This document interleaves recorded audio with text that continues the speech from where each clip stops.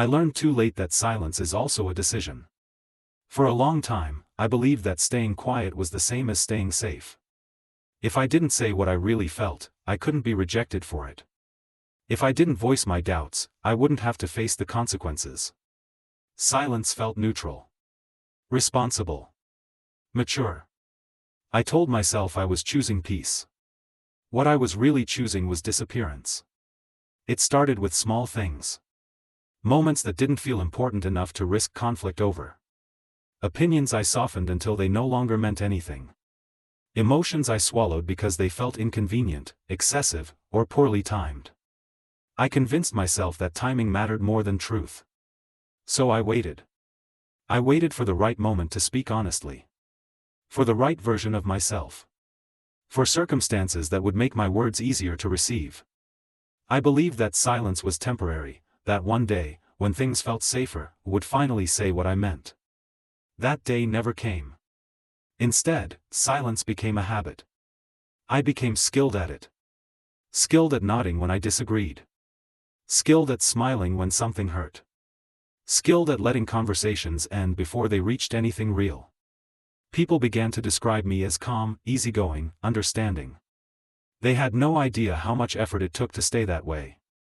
Every time I stayed silent, something inside me tightened. Not enough to hurt, just enough to remind me that I had stepped back again. Over time, those small retreats added up. I stopped expecting myself to be heard. I stopped believing my voice mattered. Silence trained me to shrink. I noticed how often my thoughts stayed unfinished. How sentences formed in my mind and dissolved before reaching my mouth. I began editing myself automatically, removing anything that might complicate the moment. It wasn't fear that kept me quiet. It was anticipation of discomfort. I told myself I was being considerate. That I was protecting others from unnecessary tension. That harmony mattered more than honesty. Those explanations sounded noble, even admirable. But harmony built on silence is fragile. It only works as long as one person keeps disappearing. I started feeling a strange emptiness after conversations. As if something important had almost happened but hadn't. I would replay moments in my head, imagining what I could have said, what I should have said, and feel a quiet ache settle in my chest. I dismissed it. Everyone has unspoken thoughts, I told myself. That's normal. What I didn't realize was that my unspoken thoughts were becoming my entire inner life. The longer I stayed silent, the harder it became to speak. Words felt heavier. More dangerous. I worried that if I finally said what I meant, it would sound wrong. Or dramatic. Or selfish. Silence had made my voice unfamiliar, even to me. I began to feel invisible in subtle ways. Not ignored, accommodated. Included, but never truly engaged. People talked around me, not to me. They assumed agreement because I rarely objected. And I let them. Because correcting them would have required me to exist more loudly than I knew how to. I told myself that silence kept things stable. That it prevented damage. That speaking up would only create problems. But silence doesn't prevent damage. It just moves it inward. I carried entire conversations alone. Arguments that never happened. Confessions that never left my chest. Apologies I never received because I never explained what hurt me. Over time, I began to feel like my life was happening without my participation. I was present, but muted. Included, but unexpressed. Safe, but deeply alone. The most painful part was realizing that people didn't silence me. I silenced myself. Every time I chose quiet over truth, I taught myself that my inner world was less important than external comfort.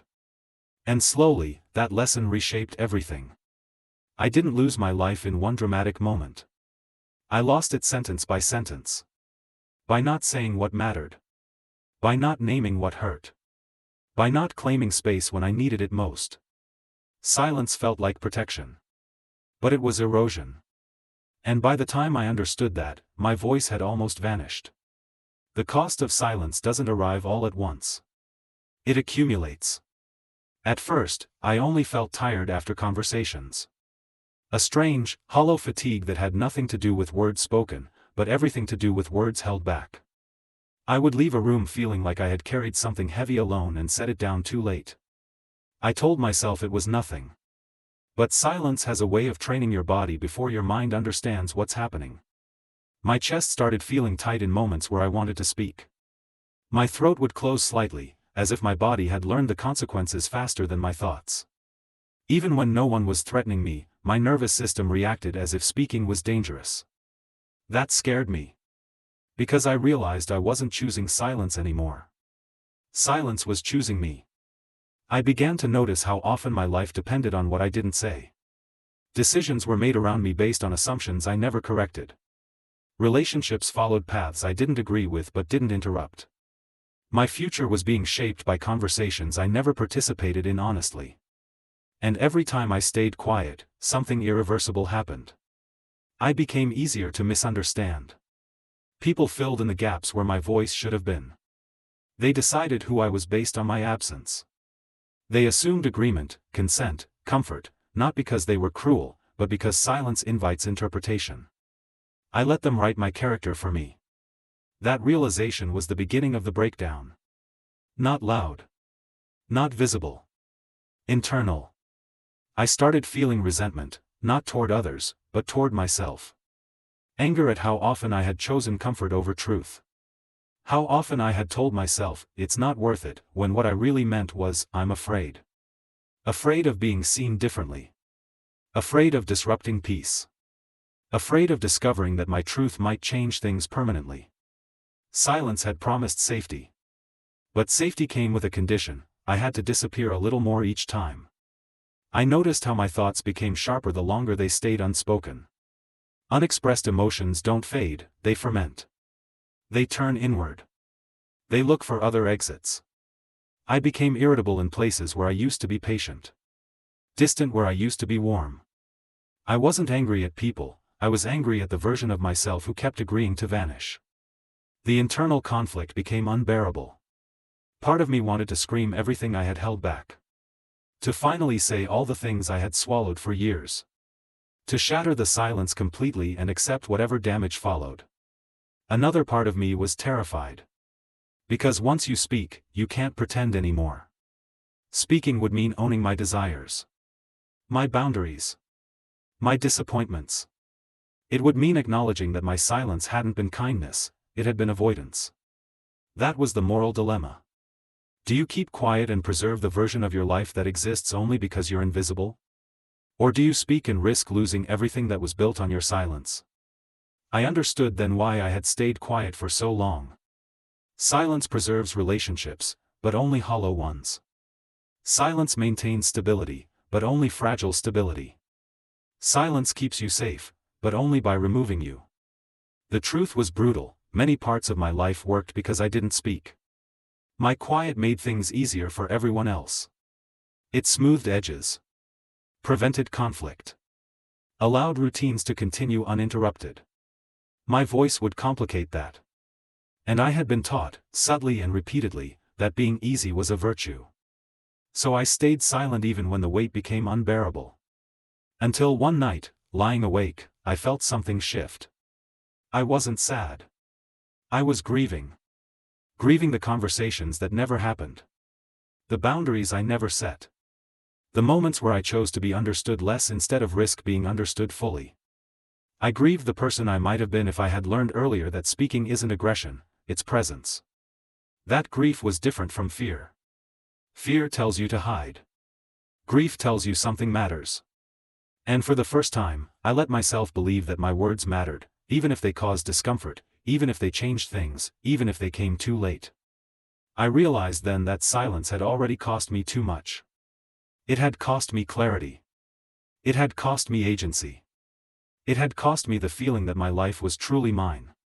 The question was no longer whether speaking would be risky. The question was whether continuing to stay silent would leave anything of me intact.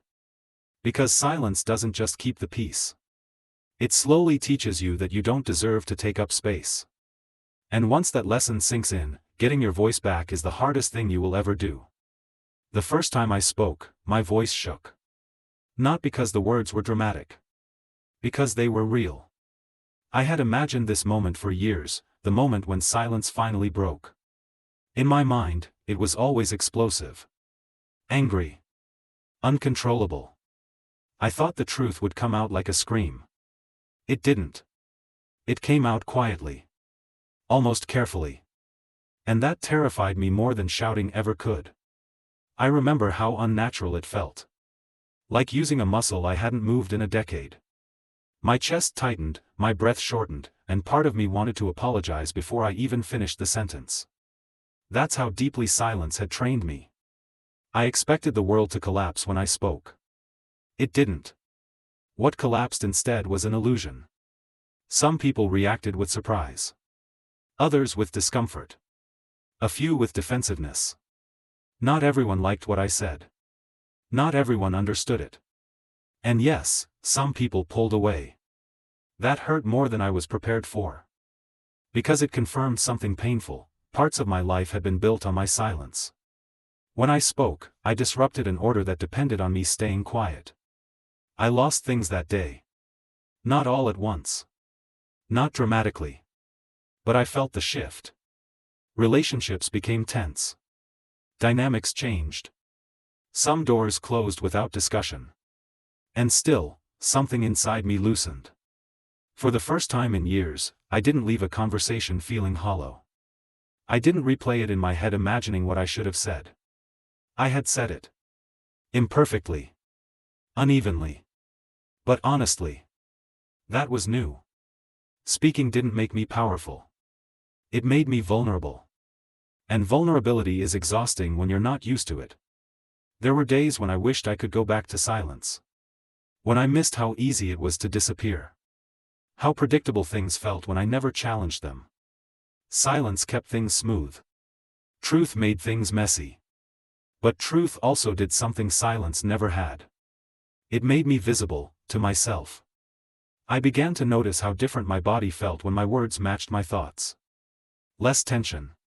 Less that familiar tightness in my chest. I slept differently. I breathed differently. I wasn't carrying entire conversations alone anymore. Some things ended. And that grief was real. I mourned relationships that couldn't survive my voice.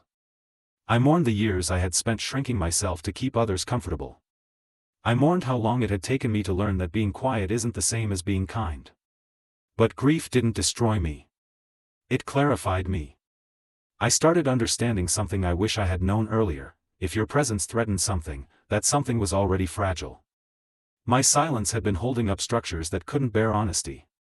Speaking didn't break them, it revealed them. I didn't suddenly become loud or confrontational. I didn't start saying everything I thought without care. This wasn't about aggression. It was about alignment. About allowing my inner world to exist in the outer one. That changed how I moved through life. I stopped agreeing automatically. I stopped swallowing discomfort without question. I stopped treating my needs like inconveniences. Not because I became fearless. But because silence stopped feeling safe. I realized that silence had never protected me from pain, it had only delayed it. All the conflict I avoided externally had turned inward instead. All the words I didn't speak had settled into my body, my thoughts, my sense of worth. Speaking didn't erase regret. But it stopped creating new ones. I still struggle sometimes. There are moments when my instinct is to retreat, to soften, to disappear again. Silence still whispers that it would be easier. But now I know what silence costs. It costs clarity. It costs connection. It costs your sense of self. And eventually, if you let it, it costs your life, not by ending it, but by emptying it. I stayed silent for years because I believed my voice was optional. I was wrong. Your voice is not decoration. It is not noise. It is not a problem to manage. It is proof that you exist.